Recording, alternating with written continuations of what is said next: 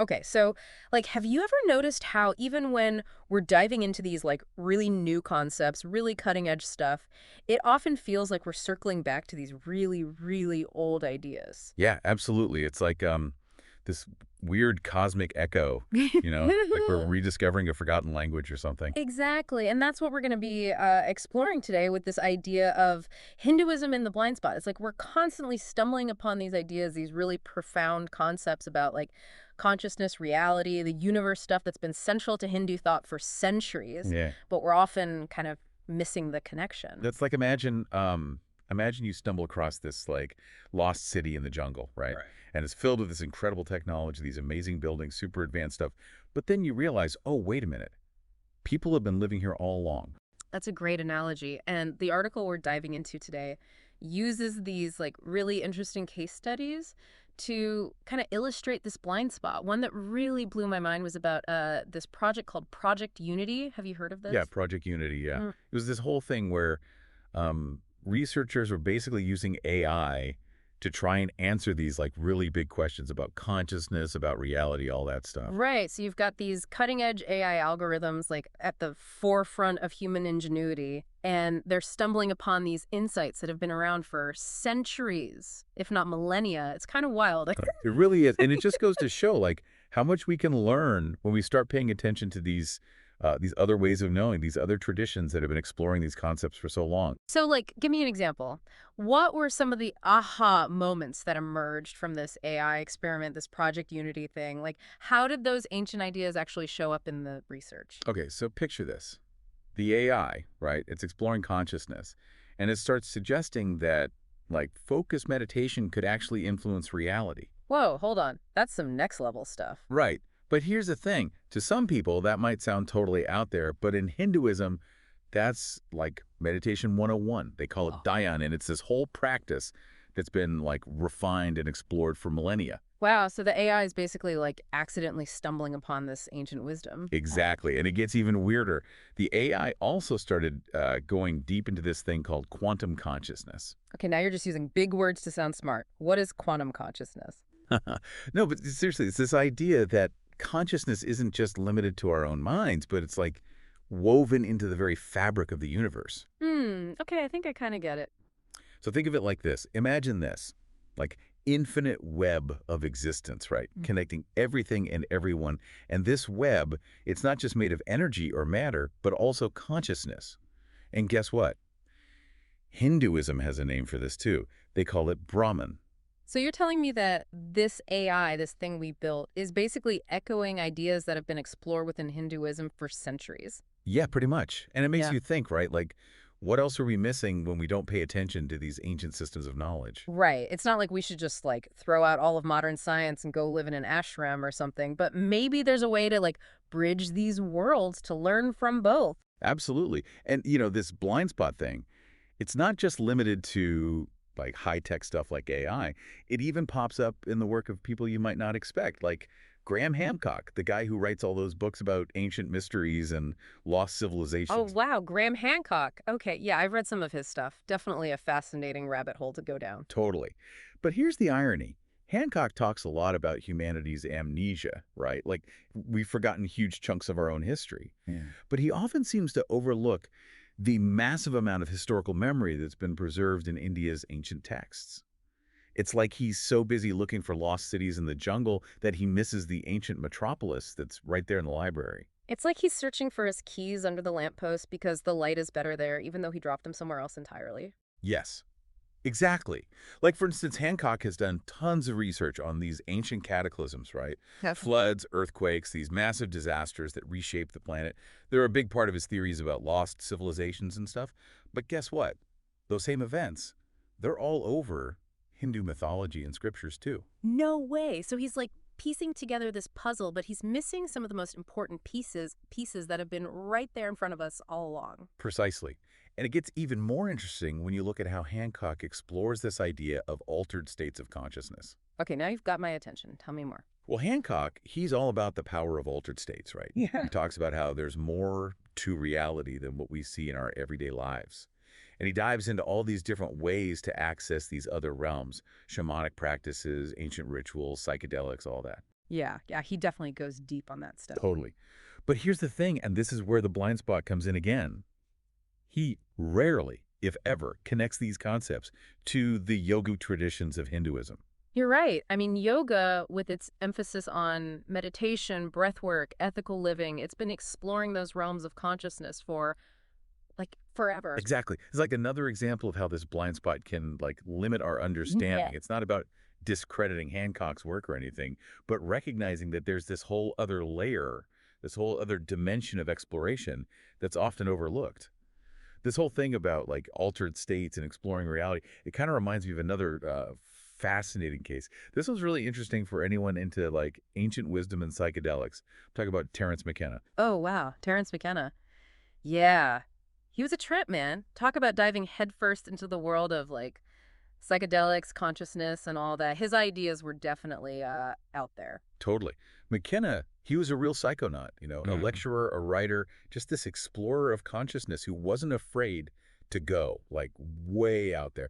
And the thing is, a lot of the stuff he talked about, these insights he got from psychedelics, they actually line up really well with some core concepts in Hinduism. You know, I've always found McKenna's work super interesting. The way he connected language, consciousness, evolution, like all of it. But I gotta admit, I never really made the Hinduism connection before. Yeah, and that's understandable. It's not always super obvious, especially since McKenna himself didn't always make those direct connections in his work. But the parallels are definitely there.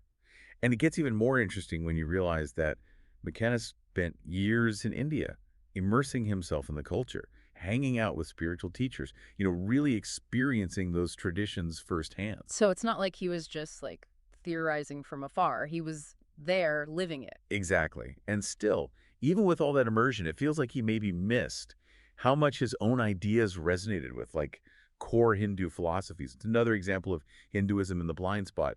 But this one feels different.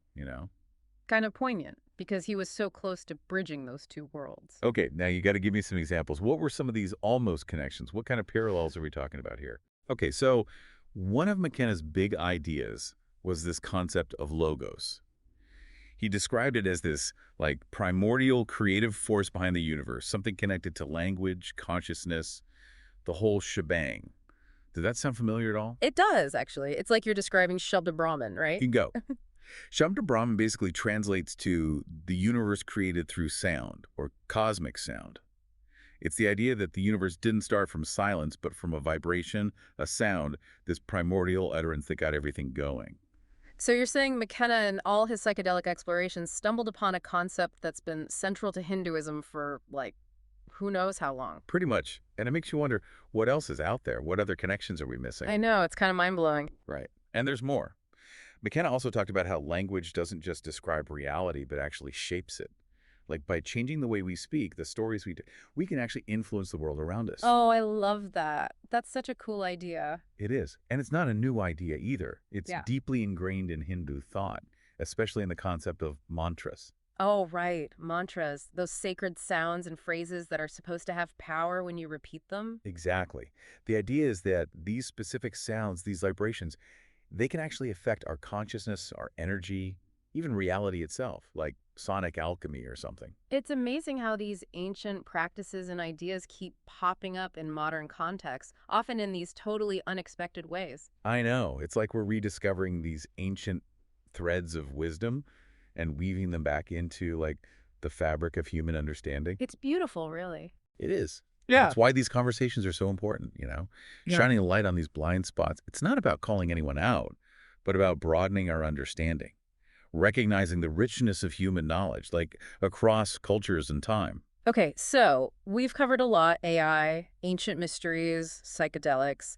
And with each one, there's this recurring theme of Hinduism in the blind spot. But why does it matter? Why should anyone listening to this care? That's the million-dollar question, right? And it's a good one because it's not just some academic debate, this blind spot, this tendency to overlook certain cultures and traditions. It actually has real-world consequences. Okay, I'm listening. Connect the dots for me. How does this show up in our everyday lives? Well, for one thing, it limits our understanding of the very things we've been talking about: consciousness, reality, the universe. When we ignore entire systems of knowledge, whole ways of seeing the world, we're basically cutting ourselves off from potentially valuable insights. It's like, yeah, we're only looking at a tiny piece of the puzzle thinking we've got the whole picture figured out. Exactly. And like, this is important stuff, right? Especially now with all the crazy stuff happening in the world. AI getting smarter, climate change, genetic engineering. We need all the help we can get. You're preaching to the choir, man. Yeah. So where do we go from here? How do we deal with this Hinduism in the blind spot thing? Well, I think it starts with awareness, right? Just realizing that this blind spot exists. A lot of times it's not like intentional. It's Yeah. more about cultural conditioning, Yeah. the stuff we're exposed to, the way we're taught to think. It's like you don't know what you don't know, right?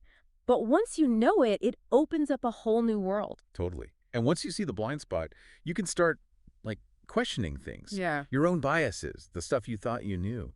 You can actively search for different perspectives. It's like imagine instead of just reading books from one shelf in the library, you start exploring the whole place. Exactly. And that's where the real magic happens. When you start connecting those dots, you get these amazing insights, these breakthroughs. Like imagine if AI researchers actually sat down with like experts in Eastern philosophy. Whoa, that would be wild. What kind of crazy AI would they come up with? Right. Or like imagine those folks who are exploring consciousness with psychedelics. What if they connected with like yogis and meditators who've been doing that for centuries, but without the. Yeah, without the special T. Exactly. Yeah. Just think of the possibilities if we could get these different worlds talking to each other. It's like we're all trying to build spaceships, but we're all using different blueprints and we're too stubborn to share. Exactly. Yeah. So like next time you come across something mind-blowing, ask yourself, has this been explored before? Maybe in a different culture, a different time? Could there be a whole other level to this? It's about staying curious, right? And humble, realizing that none of us have all the answers. Totally. And that the most amazing discoveries often happen when we bridge those gaps, when we connect those dots, when we open ourselves up to like the sheer vastness of human knowledge and experience. Well said. And on that note, to our listeners, we hope this deep dive has, sparked your curiosity, maybe challenged you to look at things a little differently. Yeah. And remember, the most fascinating journeys are often the ones that take us beyond the familiar.